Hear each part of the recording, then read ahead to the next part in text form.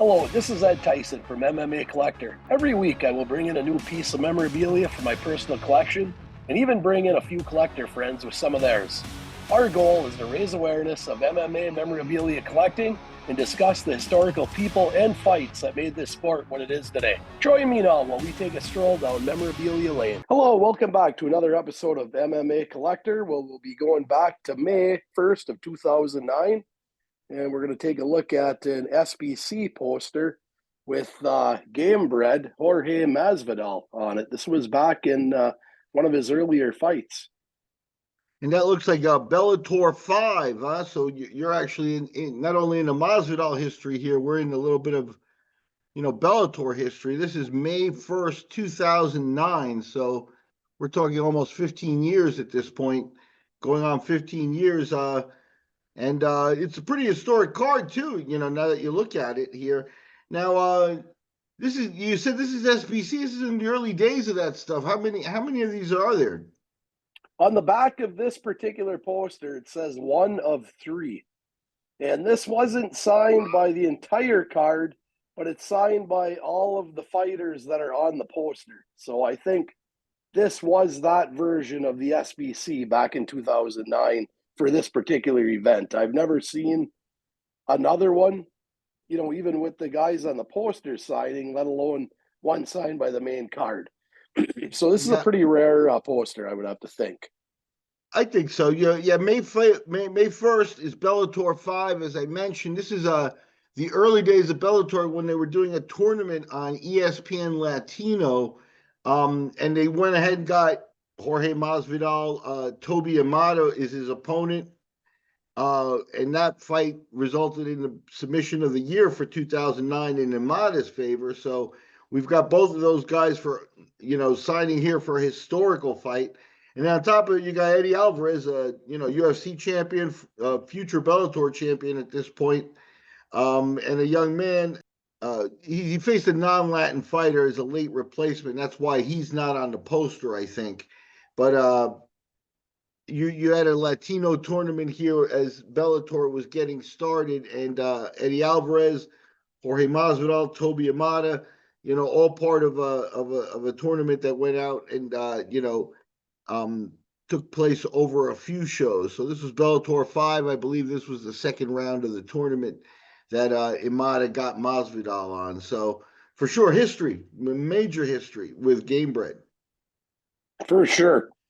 What did you think of Bellator at this point, Ed, when they came out? Was it something that, were they on your collector radar right away? Because, I mean, they did come right out on TV and had, good stars on their first show.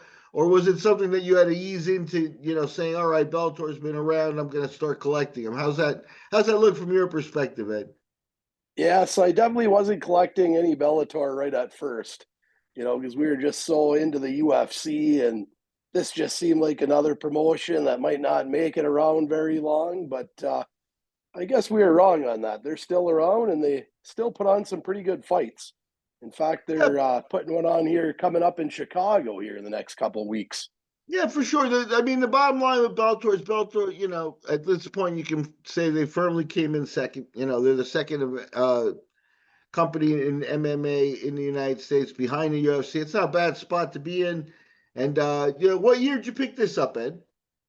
I think I've had this for probably about 4 or 5 years. And I picked it up from a friend of mine by the name of Brian Grooms, and he is from Ohio himself, where this event actually took place.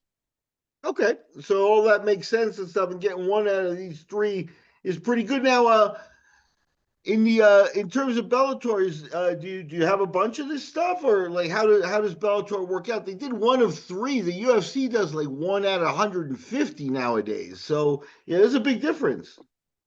Yeah, I don't know a lot about their posters. I have very few Bellator posters. I have a little bit of fight worn gear from Bellator, but not a lot at this point. Still, this is an interesting piece, and the bottom line is, if you do think Bellator is, smaller than the UFC, this one has a UFC champion on it, and the BMF guy. George went on to become a huge star there. So This one has some value whether you're a Bellator collector or not, I would think, don't you? For sure. Yeah.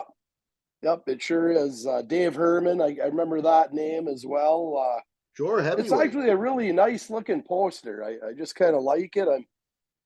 I'd like to Yeah. frame it here Yep. eventually, but you only have so much wall space to Yep, put for these. sure, for But sure. Bellator, uh, early on did have the TV contract with ESPN Espanol, and then you have here a situation where, yeah, it is a nice poster. It's a quality poster. You can tell that they're beginning to the little machine's starting to get going, and they're several hundred shows in. So if you were thinking Bellator doesn't have 20 shows in them, we were wrong back in the day.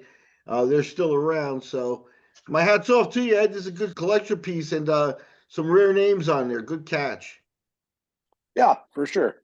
We're talking early Bellator, and it was April of 2009 when Jordan Rebney bought us Bellator 1. They started off hot with featherweight and lightweight tournaments that continued at Bellator 5 and closed at Bellator 12. They cranked out 12 shows in 12 weeks, with the feature fights airing on an ESPN derivative, ESPN Deportes. Eddie Alvarez, who would go on to win the lightweight tournament, defeated Eric Reynolds on May 1st at Bellator 5, and on the opposite side of the lightweight bracket, Toby Imada submitted Jorge Masvidal in the submission of the year. The tournament ended in mid-June with Eddie Alvarez defeating Imada. Interesting to note, early Bellator series all took place on Fridays, and the ESPN Deportes broadcast was aired on tape delay 1 day later. After Bellator 12 aired on June 20th, it would be almost 10 months before Bellator would return with Bellator 13. But Eddie Alvarez would go on to be a star, Jorge Masvidal would go on to be a star, Toby Imada would log 50 fights, a respected mixed martial artist. The featherweight tournament also featured BKFC world champion Luis Palomino. There was talent there, and it's nice to look back at Bellator's first 12 shows. Join us next week on MMA Collector, where we look at a bit of MMA memorabilia that takes us back to the 1980s. Take a moment to like and share, and subscribe to the MMA Collector on YouTube, and join our collector community.